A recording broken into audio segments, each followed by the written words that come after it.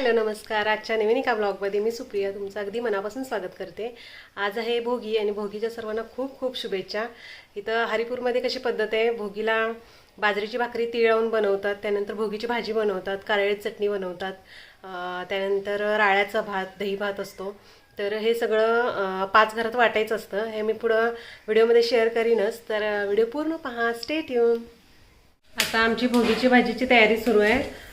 इकडं शेंगा वगैरे आम्ही काल रात्रीच सगळं नीट करून ठेवलेलं. काल सोमवारच्या बाजारातून सगळ्या भाज्या भोगीच्या आणल्यात आणि रात्रीच सगळं नीट करून ठेवले, म्हणजे आता करायला सोपं जाते. आंटी खाली वांगी चिरतायत, श्वेता गाजर चिरून घेते आणि आता भोगीची भाजी बनवणार आहे. गाजर आणि वरण्याला कुकरमध्ये एक शिटी काढून घेणार आहे आणि इथं हरभरा आणि वाटाण्याला एक शिटी काढून घेतले आणि शेंगदाणे रात्री भिजत घातले होते, त्याला पण शिटी काढून घेतली. आता भोगीची भाजी बनवणारच आहे, पण शेंग वेगळी बनवणार आहे. पापडी शेंग आणि उसावरची शेंग असते ना, ती घेवड्याची शेंग, ते आता एकत्र भाजून वेगळी बनवणार आहे. आता मी रोजच्या दुधाची शाई असते ती साईडला काढतोय, तर मुरवण वगैरे घालून त्याचं ताक हलवून मग घरातच लोणी काढतोय. घरच्या लोण्याचं तूप बनवतोय. ते आता 4 दिवसाची शाई आहे, तर एवढं लोणी आले. अजून आहे 6:30. आता भोगीचा स्वयंपाक सगळा रेडी झालाय. आता पहिला देवाला नैवेद्य काढून घेते मी. भाकरीवर लोणी घालून घेते, त्यानंतर शेंग घालून घेते, भोगीची भाजी घालते,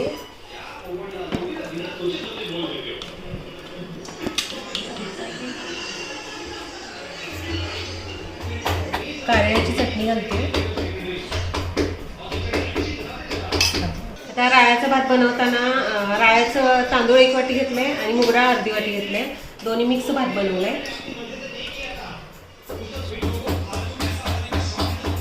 भातावरती दही घालून घेते, कांद्याची पात, गाजर.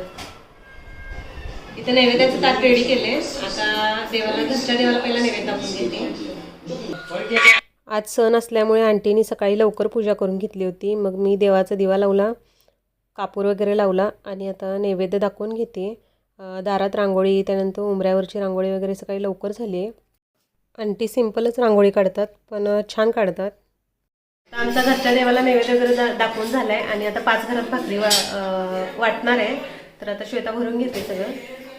तिला 5 घरात भाकरी वाटला, तर आता रेडी केले आणि आता जवळ तिथं 5 घरात मी घेऊन येते. आता उद्या संक्रांत आहे आणि श्लोक आणि छकू सुगड रंगवालेत.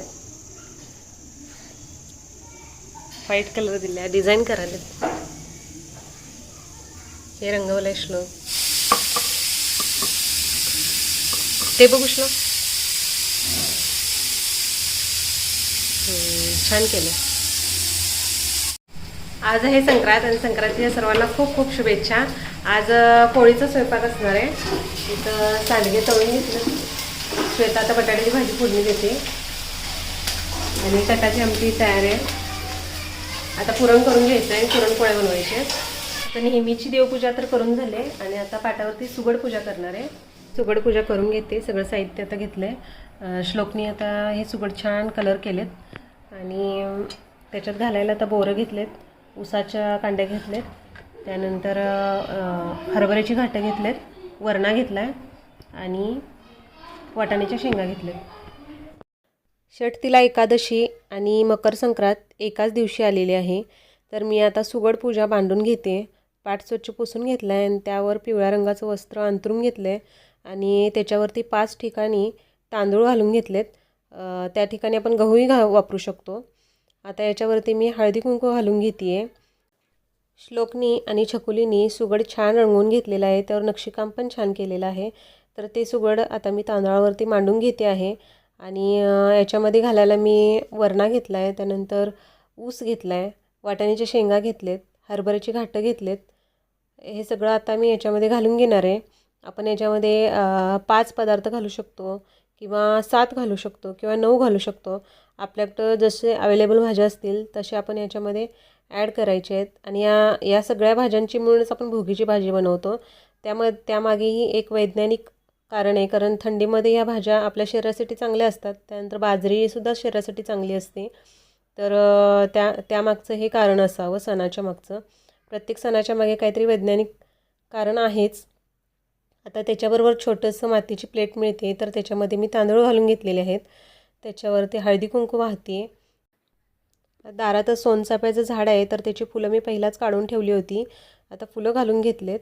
त्यानंतर तिळगुळ ठेवते आहे, हळदी कुंकू ठेवते आहे, त्याच साईडला घंटी ठेवते आहे. त्यानंतर छोटासा पाट आहे, तर तो स्वच्छ पुसून घेतला आहे.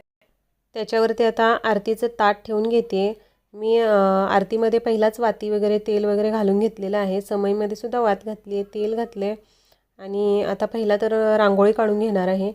आज मकर संक्रांत आहे, त्यामुळं छान छोटीशी मकर संक्रांतीशी रिलेटेडच रांगोळी काढणार आहे, म्हणजे पतंग काढणार आहे. आणि त्याच्यामध्ये मकर संक्रांती असं लिहिणार पण आहे रांगोळीनी. आता इथं रांगोळी तर माझी काढून झालेली आहे. त्याच्यावरती मी हळदी कुंकू वाहिलं आहे आणि आता मग समई आणि आरती प्रज्वलित करून घेते.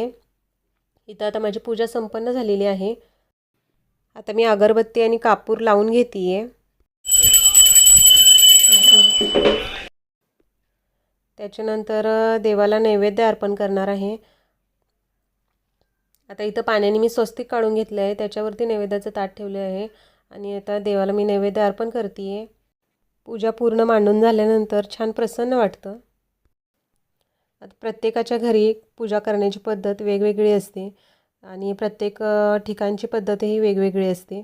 तर माझ्या पद्धतीने मी आज पूजा केलेली आहे. तुम्हाला कशी वाटली ते कमेंट बॉक्समध्ये सांगा आणि काही चुकलं वगैरे असेल तर तेही सांगा, म्हणजे नेक्स्ट टाईम मला त्यामध्ये सुधारणा करता येईल. आणि तुमच्या घरी तुम्ही पूजा कशी करता तेही मला कमेंट बॉक्समध्ये सांगा. श्री स्वामी समर्थ, गुरुदेव दत्त. आता इथे पुरणपोळीचा स्वयंपाक रेडी झाला आहे. पुरणपोळ्या बनवल्यात, त्यानंतर कटाची आमटी बनवली, बटाट्याची भाजी बनवली, गळवणी बनवले, हरभरा डाळीची चटणी बनवली आणि नैवेद्यासाठी वरण बनवले. गॅस वगैरे पण सगळं क्लीन करून झालं आहे. आता मकर संक्रांतीची सुगड पूजा करून झाली आहे, देवाला नैवेद्य दाखवून झालं आहे आणि श्लोकला आता वाढून दिले.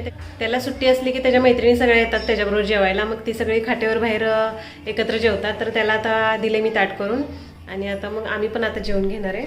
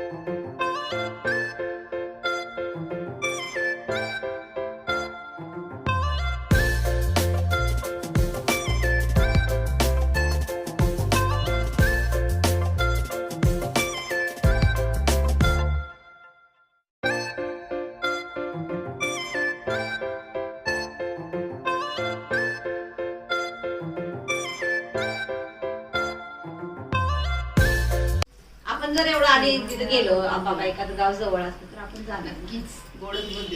एवढं शिव वाटलं 4,000 ते पुढे जात नाही सोडा. विचारून बघतो घरात, बघू नका आता. चला बघायचं नाही झालं आमच्या बरोबर लय दिवस झालं की त्या फलटणला जाऊन आले.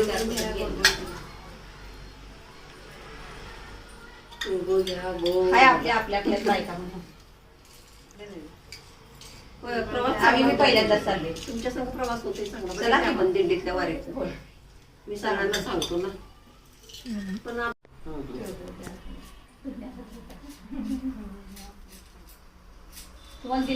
माझे व्हिडिओ बघतेस तू? कसे असतात? छान असतात.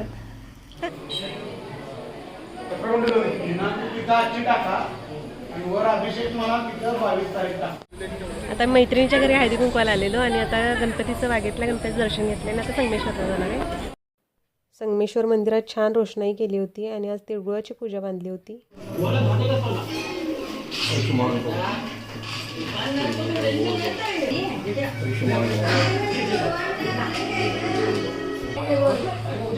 श्लोक पाया पड, पाया पड काकीच्या. ए मूर्ख, दादाला सांगायला लागते. आंटी एका हातान तर पडतोय तो तो एका हातान पडन झालाय. हा दे पड पड पड.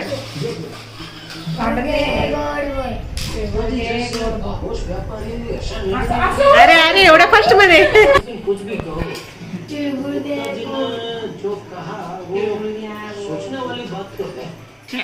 असं काय